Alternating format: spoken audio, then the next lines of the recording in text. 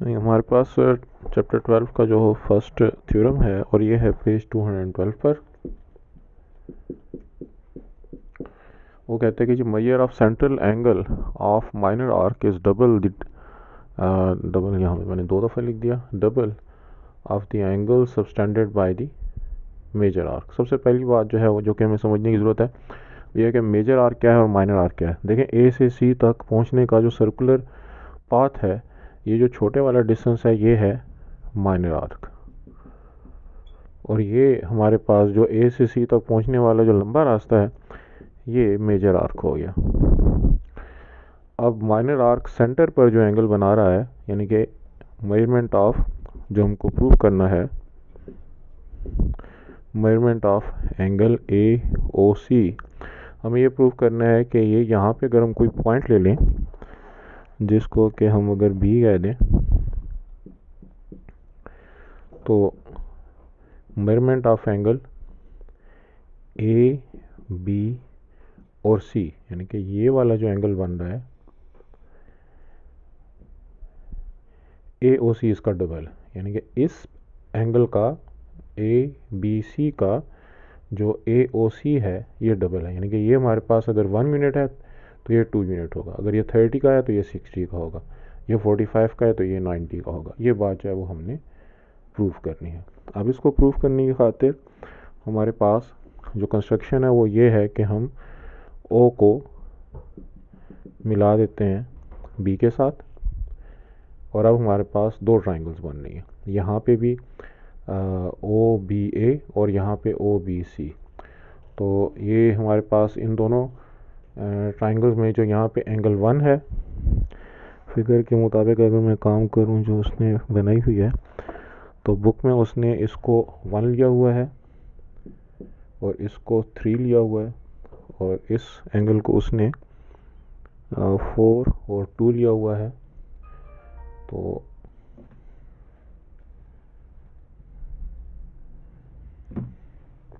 ये एंगल 4 है और ये एंगल 2 है, और इस पॉइंट को हम ओ पॉइंट कह देते हैं। तो हमारे पास चूँकि ओ बी और ओ ए आपस में बराबर हैं, दोनों रेडियस ऑफ द सर्कल हैं, लिहाजा एंगल 3 और एंगल 1 आपस में बराबर होंगे। इसी तरीके से हमारे पास ओ बी और ओ सी चूँकि बराबर हैं, क्योंकि ये दोनों भी रेडियस ऑफ द सर्कल हैं, लिहाजा एंगल 4 और एंगल 2 भी बराबर होंगे।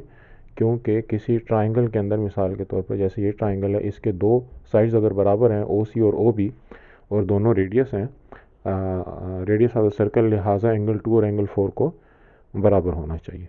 इसके हिसाब से हमारे पास जो एंगल 3 है और एंगल 4 है, इसको हम एंगल 1 एंगल 3 के बराबर है और एंगल 2 एंगल 4 के बराबर है। यहाँ पे अगर चूँकि मैं मेजरमेंट ले रहा हूँ तो ये हमारे पास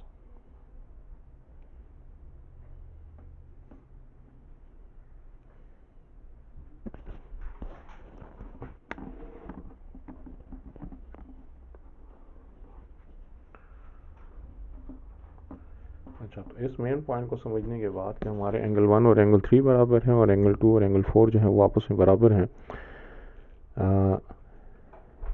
अगली बात जो कि हमको समझनी है, अगर मैं ये स्टेटमेंट साफ़ कर दूं ताकि आप लोगों को ज़रा क्लियर नज़र आए,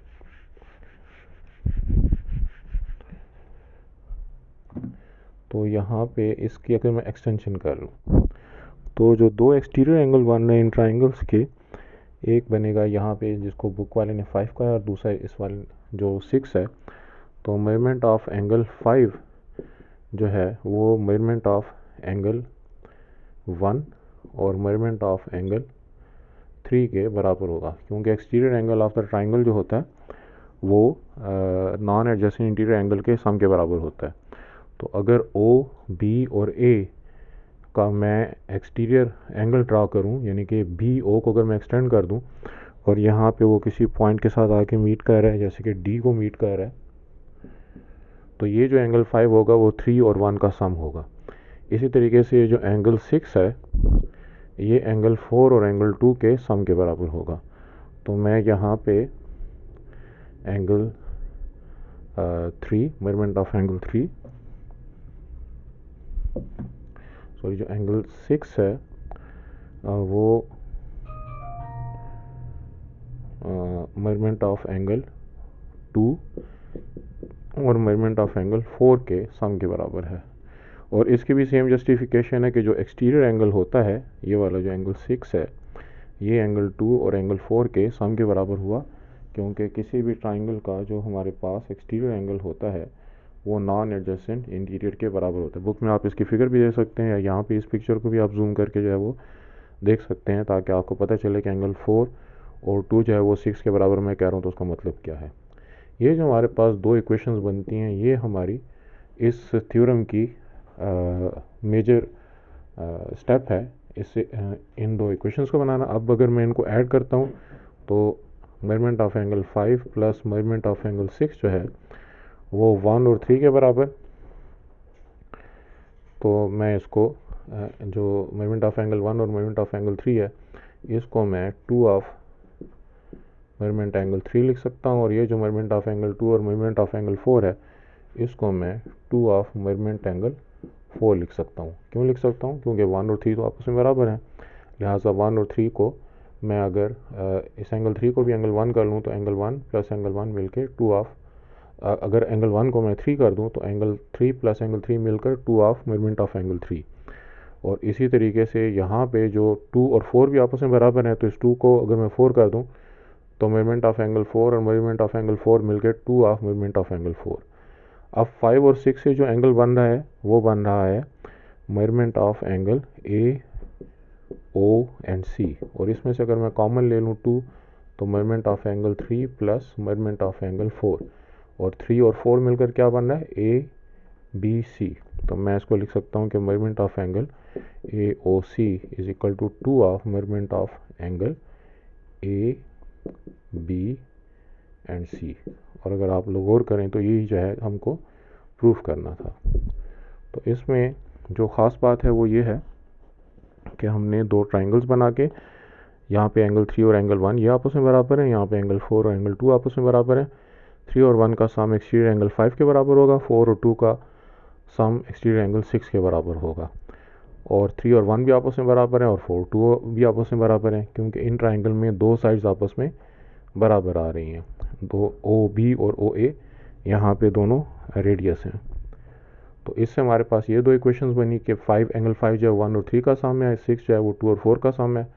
अब मैं यहाँ पे इस 1 को 3 बना सकता हूँ और 2 को 4 बना सकता हूँ। तो 3 और 3 मिलके 2 ऑफ एंगल 3 और 4 और 4 मिलके 2 ऑफ एंगल 4। इनमें से 2 कॉमन ले लेते हैं, तो ब्रैकेट के अंदर एंगल 3 और एंगल 4 रह गया। 3 और 4 मिलके एंगल ए बी सी बन रहा है।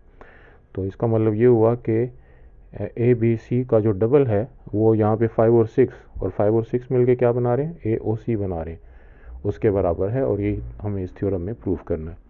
अब अगर आप इस थ्योरम को बुक से पढ़ें तो उम्मीद है कि आप इसको आसानी से कर सकते हैं। हमारे पास जो नेक्स्ट थ्योरम है वो 12.2, और ये जो है ये पेज नंबर 213 पर है।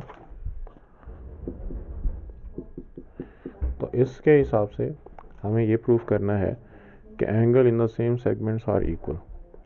तो ए बी को अगर सी के साथ मिलाएं तो जो एंगल बनेगा, और ए बी को किसी और पॉइंट मिसाल के तौर पर डी के साथ मिलाएं तो जो एंगल बनेगा, हमें प्रूफ करना है कि ये दोनों एंगल सेम हैं।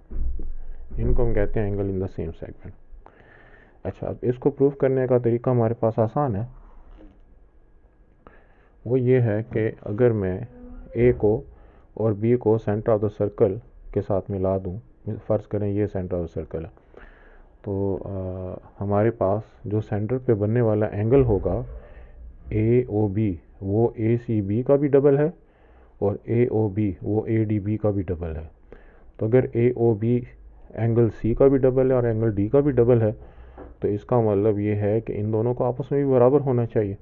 क्योंकि अगर किसी चीज़ का दो चीज़ों के डबल अगर आपस में बराबर हैं, जो कि एक ही हमारे पास एंगल बन रहे पिछले थ्योरम के हिसाब से, यानी कि A O B angle A C B का भी डबल और A O B angle A D B का भी डबल, लिहाजा इन दोनों एंगल्स को आपस में भी इक्वल होना ज़रूरी है। तो ये आसान सा थ्योरम है जिसको आप लोग पढ़ के आसानी से कर सकते हैं। पेज 214 पे हमारे पास थ्योरम 12.3 है, जिसमें हमें प्रूफ करना है कि हमारे पास अगर ए बी डायमीटर है तो इसको सर्कल के किसी पॉइंट के साथ मिलाने से हमको जो एंगल हासिल होगा वो 90 डिग्री का होगा। और अगर हम जो है segment greater than the semi circle, इसमें जो हम एंगल बनाएंगे, अब ये वाला सेगमेंट क्या होता है कि आपने सर्कल के अंदर एक ऐसा कार्ड जो है वो लगाया कि सर्कल दो हिस्सों में तकसीम हो गया, तो ये मेजर हमारे पास सेगमेंट, और ये जो हमारे पास माइनर सेगमेंट। तो मेजर सेगमेंट को जब आप किसी के साथ मिलाएंगे, किसी पॉइंट के साथ, तो अब जो आपके पास एंगल हासिल होगा ये लेस देन 90 होगा। और अगर आप माइनर सेगमेंट, जैसे अब ये सर्कल का छोटा हिस्सा है और ये सर्कल का बड़ा हिस्सा है, माइनर सेगमेंट को आप सर्कल के किसी पॉइंट के साथ मिलाएंगे तो फिर आपको जो एंगल हासिल होगा ये 90 से ग्रेटर होगा। तो इसमें हमने थ्योरम 12.1 सीखा है कि ए बी जो एंगल यहाँ पे बनाएगा और जो एंगल वो यहाँ पे बनाएगा वो ए ओ बी जो है वो यहाँ पे बनने वाला एंगल, जिसको मैं ए सी बी कह सकता हूँ, ए ओ बी ए सी बी का डबल होगा। तो चूँकि ए ओ बी डायमीटर के हिसाब से एक स्ट्रेट लाइन है, लिहाजा यहाँ पे 180 डिग्री का एंगल बनेगा। अगर यहाँ पे 180 का एंगल बनेगा तो यहाँ पे ज़ाहिर है 90 डिग्री का एंगल बनेगा। तो यहाँ पे हमने प्रूफ कर दिया कि अगर ए ओ बी डायमीटर है तो डायमीटर के एंड पॉइंट्स को सर्कल के किसी पॉइंट से मिलाने से आपके पास 90 डिग्री का एंगल बनेगा। अगर हम यहाँ पे ए बी लेते हैं मेजर सेगमेंट के हिसाब से और उसके ए बी को हम यहाँ पे किसी पॉइंट सी के साथ मिलाते हैं, तो अब मैं अगर ए ओ बी को आपस में मिलाता हूँ तो यहाँ पे जो एंगल बनेगा वो हमारे पास ज़ाहिर है 180 से कम है। स्ट्रेट लाइन से जो है वो पे जो एंगल बन रहा था 180 उससे कम है। तो यहाँ वाला एंगल अगर 180 से कम है तो यहाँ वाला एंगल जो है वो 90 से कम होगा, तो ये लेस देन 90 हो गया, क्योंकि ये वाला एंगल इस वाले एंगल का हाफ है। और अगर यहाँ पे ए बी को मैं सी के साथ मिलाता हूँ तो ए ओ बी पे बनने वाला जो एंगल है, जो कि हमारे पास इस हिसाब से एंगल बनेगा, ऑब्वियसली वो जो है 180 से ज़्यादा है। अगर वो 180 से ज़्यादा है तो उसका जो हाफ होगा यहाँ पे बनने वाला एंगल वो 90 से ज़्यादा होगा, क्योंकि अगर ये 180 से ज़्यादा है तो ये वाला एंगल उसके हाफ 90 से ज़्यादा होना चाहिए। तो इस तरीके से आसानी से प्रूफ किया जा सकता है कि अगर ए ओ बी हमारे पास डायमीटर है तो इस किसी पॉइंट पे मिलाने से जो एंगल बनेगा वो 90 के बराबर होगा। अगर A B major segment circle के बड़े हिस्से पर जो ए बी है उसको अगर हम किसी पॉइंट सी के साथ मिलाएंगे सर्कल के बड़े हिस्से के किसी पॉइंट के साथ, तो सेंटर पे बनने वाला एंगल चूँकि 180 से कम है तो यहाँ पे बनने वाला एंगल उसके हाफ 90 से कम होगा। और अगर हम माइनर सेगमेंट यानी कि यहाँ पे ए बी को इसी हिस्से से मिलाते हैं, तो अब ए बी जो है वो यहाँ पे ऊपर माइनर सेगमेंट बना रहा है, तो सी पे मिलाने से यहाँ पे जो सेंट्रल एंगल बन रहा है ऑब्वियसली वो 180 से ज़्यादा है। तो अगर ये 180 से ज़्यादा है तो यहाँ पे जो उसका हाफ होगा वो 90 से ज़्यादा होगा। तो ये तीन बातें हमने प्रूव करनी थी, जो कि आप फिगर देख के बुक में आसानी से प्रूव कर सकते हैं।